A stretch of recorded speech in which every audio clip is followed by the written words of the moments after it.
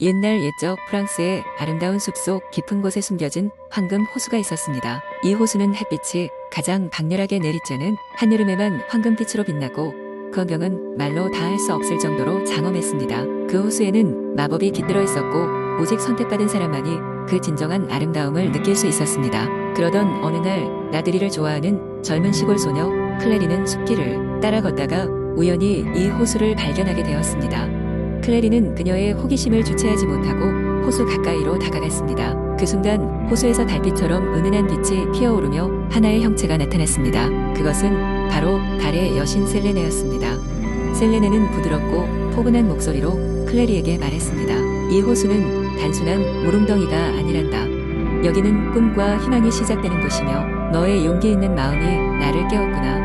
클레리는 놀라고 두려웠지만 동시에 신비로운 기쁨이 마음속에 차오르는 것을 느꼈습니다. 여신과 함께하면서 그녀는 이전에 몰랐던 숲의 비밀스러운 이야기를 듣게 되었습니다. 셀레네는 클레리에게 호수의 마법에 대해 이야기했습니다. 호수는 시간이 지남에 따라 조금씩 사라져가기 때문에 그 마법을 지켜줄 수 있는 용기 있는 사람이 필요하다고 했습니다. 클레리는 자신이 바로 그 역할을 맡기를 원했습니다. 그녀는 호수가 여러 세대에 걸쳐 전해 내려온 전설과 전통을 보고 느끼며 이 호수의 아름다움을 후세에 전하고자 하였습니다. 그리하여 클레리는 매일매일 숲을 찾아가서 호수를 돌보고 셀레네에게 배운 것들을 사람들에게 이야기해 주었습니다. 그녀는 자연과 더불어 사는 법 그리고 소중한 환경을 보호하는 법을 배워나갔습니다. 시간이 흐르며 호수는 클레리의 사랑과 헌신 덕분에 점점 더 빛나게 되었습니다. 마침내 클레리는 마을 사람들이 호수의 이야기를 듣고 숲을 찾게 되었고 그들은 모두 호수의 아름다움과 셀레네가 전해준 신비로운 경위를 직접 체험할 수 있게 되었습니다. 클레리는 호수의 수호자가 되어 그녀의 인생을 자연과의 조화 속에서 살아가기로 다짐했습니다. 이러한 클레리의 이야기는 시간이 지나도 전해져 내려왔고 사람들은 황금 호수의 전설을 듣고 아름다운 자연을 지키는 것이 얼마나 중요한지를 깨닫게 되었습니다. 이렇게 프랑스의 숲속에서는 작은 소녀의 용기와 여신의 은혜가 만나 조화를 이룬 신비로운 동화가 영원히 전해지게 되었습니다. 두 번째 이야기. 옛날 옛적 프랑스에 한 작은 마을이 있었다. 마을의 이름은 장미의 마을이었다. 이 장미의 마을은 장미꽃으로 가득 차 있었고 그 향기가 늘 마을을 덮고 있었다. 하지만 이 마을에는 아주 오래된 전설이 숨겨져 있었다. 전설에 따르면 이 마을은 처음에는 장미꽃이 전혀 없었던 척박한 땅이었다. 그러던 어느 날 미스테리한 낯선 여행자가 마을에 들어섰고 그는 자신이 마법을 사용할 수 있다고 말했다. 그 여행자의 이름은 피에르였고 그는 마을 사람들에게 자신이 마법으로 이 마을을 장미와 꽃향기 가득한 낙원으로 만들 수 있다고 약속했다. 마을 사람들은 그가 진실된 사람인지 의심했지만 그들은 또 다른 삶의 희망을 가질 수도 있다는 생각에 마음을 열었다. 피에르는 마을의 중심에 서서 주문을 외웠고 깜깜한 밤하늘이 일순간 낮처럼 밝아졌다. 하늘에서는 별들이 장미꽃으로 변해 마을 전체에 떨어지기 시작했고 다음 날 아침 마을은 온통 장미밭이 되어 있었다. 장미의 향기는 향수를 만드는 모두에게 영감을 주었고 마을은 점점 번영하기 시작했다. 외부의 상인들과 여행자들이 몰려들어 이 장미의 마을을 방문했고 마을은 부와 명성을 얻었다. 하지만 마을 사람들은 피에르를 잊지 않았다. 그들은 매년 그의 마법이 일어난 날을 축제로 삼아 피에르를 기념했다. 하지만 모든 이야기에는 어두운 부분도 있는 법. 몇 년이 흐른 후 마을에 예상치 못한 일이 벌어졌다. 장미꽃들이 점점 시들기 시작했고 그와 함께 마을의 운도 쇠퇴하기 시작했다. 사람들은 두려움에 휩싸여 어떻게 해야 할지를 몰랐다. 전설에 따르면 장미가 시들면 마법이 깨어지기 때문이라고 했다. 그런데 어느 날 어린 소녀 르네가 마을 회관에서 낡은 책 한 권을 발견했다. 책에는 장미의 마을에 관한 비밀이 담겨 있었다.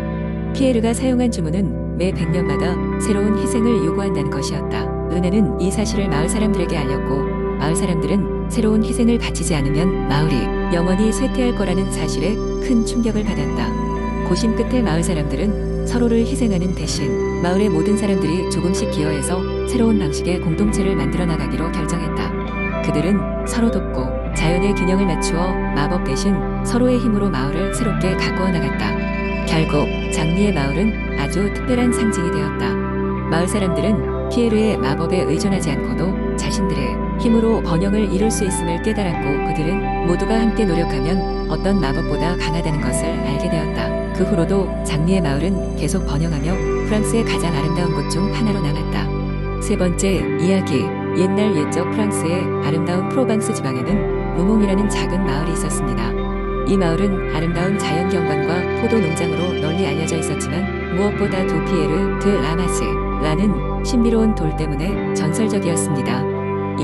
피에르 드 라마즈는 신비한 힘을 가지며 매년 봄이 오면 마을 사람들은 그 돌을 중심으로 축제를 열어 풍요와 번영을 기원하곤 했습니다. 그 돌을 지키는 임무는 마을의 가장 영리하고 용감한 청년에 의해 이어졌는데 이 해에는 루이라는 청년에게 맡겨졌습니다. 루이는 소박하고 마음씨 좋은 청년이었으며 언제나 마을을 위해 헌신할 준비가 되어 있었습니다. 그의 부모님은 루이가 피에르 드 라마즈를 잘 지킬 거라는 믿음을 담아 그를 응원했습니다. 그러나 어느 날 밤 기억할 수 없을 만큼 무거운 안개가 루몽을 덮치고 그 사랑받던 돌이 사라지고 말았습니다. 마을 사람들은 크게 당황했고 어쩌면 마을에 재앙이 닥칠지도 모른다는 불안감에 휩싸였습니다. 루이는 이 모든 것이 자신의 책임이라는 죄책감에 사로잡혀 조용히 떠나기로 결심했습니다.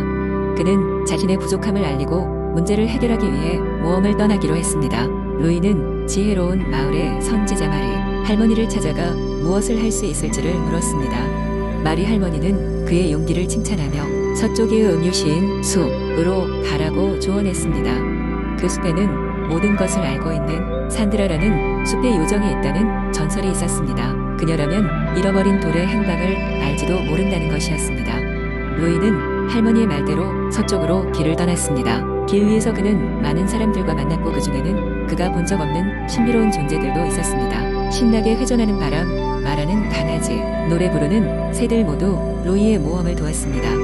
마침내 루이는 산드라를 만났습니다. 그녀는 반짝이는 금빛 머리를 가진 아름다운 요정이었고 친절하게도 루이의 도전에 대한 이야기를 듣고 난 후 잃어버린 돌의 행방에 대한 정보를 주었습니다. 그것은 아무도 모르게 마을 근처에 3가지 길의 교차점에 있는 숨겨진 동굴로 옮겨졌다는 것이었습니다. 루이는 감사 인사를 전하고 요정의 지시에 따라 다시 길을 떠났습니다. 그가 3가지 길의 교차점에 도착했을 때 그곳에선 길을 찾는 것이 쉽지 않았습니다. 그러나 요정이 준 마법의 가루를 사용하여 루이는 마침내 숨겨진 동굴을 찾을 수 있었습니다. 동굴 안에 들어서니 루이는 깜짝 놀라게 되었습니다. 그곳에는 피에르 드 라마즈가 놓여 있었고 그것을 지키고 있는 거대한 괴물 블루델이 있었습니다. 블루델은 마법의 힘으로 피에르 드 라마즈를 보호하고 있었으며 마을 사람들의 신뢰를 확인하기 위해 그 돌을 숨겼다고 밝혔습니다. 루이는 자신의 결백과 마을을 향한 사랑을 솔직하게 이야기하며 돌을 되찾고자 하는 의도를 설명했습니다. 그의 진심이 통해 블루델은 피에르 드 라마즈를 돌려주기로 했습니다. 루이는 마침내 돌을 가지고 무사히 마을로 돌아왔습니다. 루몽의 주민들은 그를 영웅으로 맞이했고 마을은 다시 번영의 축제를 열 수 있었습니다. 그리고 루이는 자신의 모험을 통해 책임과 용기의 가치를 깨달으며 훌륭한 지도자가 될 준비를 하였습니다. 전해지는 바에 따르면 그날 이후 피에르 드 라마즈는 그 어느 때보다 밝게 빛났고 루몽 마을은 영원한 번영과 평화를 누렸다고 합니다. 4번째, 이야기 옛날 옛적 아름다운 자연과 풍요로운 문화로 유명한 프랑스의 어느 깊은 숲속에는 작은 왕국이 있었다. 그 왕국은 루미에르 왕국이라고 불렸다. 루미에르 왕국은 언제나 햇빛으로 반짝였고 그 위를 나는 새들은 길고 행복한 노래로 숲을 가득 채웠다. 그러나 그 왕국을 특별히 찬란하게 만드는 것은 모든 것을 빛으로 물들이는 황금새의 존재였다. 황금새는 매일 아침 해가 뜰 때면 왕국을 날아다니며 황금빛 깃털을 흩뿌려 그 빛으로 인해 나무와 꽃들이 더욱 생기를 띠곤 했다. 왕국의 주민들은 이 황금새를 신성하게 여겼고 왕은 그 새를 보살피기 위해 특별한 정원을 마련하였다. 루미에르 왕국의 왕비는 매우 지혜롭고 아름다운 여인이었지만 어느 날 밤 그녀는 꿈에서 한 노파가 나타나 경고를 주었다. 황금새가 사라지면 왕국은 어둠에 빠질 것이다. 황금빛을 다시 되찾기 위해서는 가장 순수한 마음을 지닌 사람이 그 새를 찾아야 한다. 왕비는 이 꿈이 단순한 꿈이 아니라고 생각하고 왕과 상의를 하여 이를 대비하고자 하였다. 어느 날 사악한 마법사가 왕국에 찾아왔다. 그는 힘과 부를 얻기 위해 황금새를 빼앗기로 결심했다. 마법사는 자신의 검은 마법을 이용해 황금새를 가두었고 그 순간 왕국의 태양은 어두워지기 시작했다. 정원은 시들었고 사람들은 웃음을 잃었다. 왕과 왕비는 전령을 보내 황금새를 찾기 위해 용감한 이들을 모집했다. 많은 사람들이 도전했지만 그 누구도 사악한 마법사의 덫을 피하지 못했다. 그러던 중 젊고 순수한 마음을 가진 한 농부 소년 루이즈가 자원하였다. 왕과 왕비는 그가 꿈에 등장한 예언의 주인공이라고 믿기 시작했다. 루이즈는 모험을 떠나기 전 왕비에게서 마법에 빛나는 반지를 받았다. 왕비는 이 반지는 어둠을 밝히고 순수한 마음을 가진 이에게만 그 진정한 힘을 준다 고 했다. 루이즈는 그 반지를 끼고 모험을 시작했다. 숲을 넘어 산을 돌고 마침내 루이즈는 사악한 마법사가 황금새를 가두어둔 암흑의 동굴에 도착했다. 동굴은 깜깜하여 앞을 볼 수 없을 정도였지만 루이즈가 반지를 꺼내자 어두운 동굴이 환하게 밝아졌다. 그는 황금새를 발견하고 그 철창을 열기 위해 필사적으로 노력했으나 사악한 마법사가 나타나 루이즈를 막아섰다.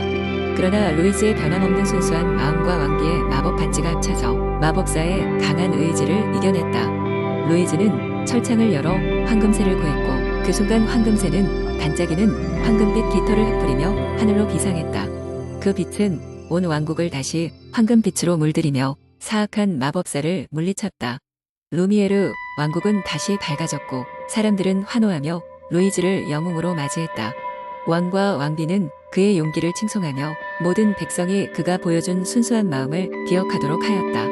그리고 황금새는 다시 매일 아침 왕국을 축복하며 영원히 희망과 행복을 가져다 주었다. 그리하여 루미에르 왕국은 언제까지나 빛과 사랑으로 가득 차게 되었다.